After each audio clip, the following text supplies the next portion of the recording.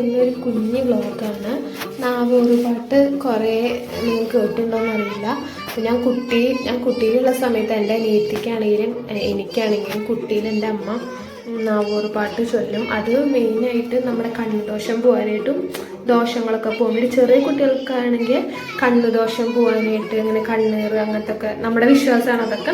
അപ്പോൾ അത് ചെയ്യാൻ വേണ്ടിയിട്ട് ഇങ്ങനെ നാവൂറ് പാട്ട് വരും.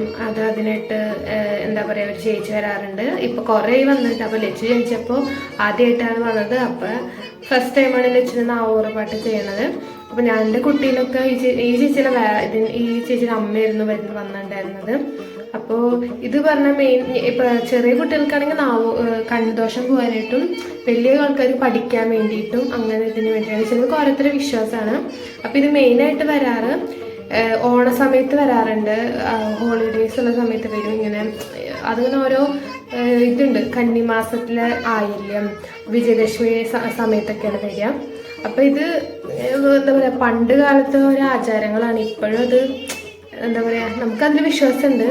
അപ്പം ഞാൻ ജസ്റ്റ് നിങ്ങൾക്ക് ഇതൊന്ന് കാണിക്കാൻ വേണ്ടിയിട്ടുള്ള ചെറിയൊരു വ്ളോഗാണ്. അപ്പോൾ ലച്ചു ഇത് കണ്ടപ്പോൾ ആദ്യമായിട്ടാണ് കാണുമ്പോൾ അവൾ ഭയങ്കര ഇൻട്രസ്റ്റ് ആയിട്ട് അത് കേൾക്കുന്നുണ്ട് ഗായ്സ്.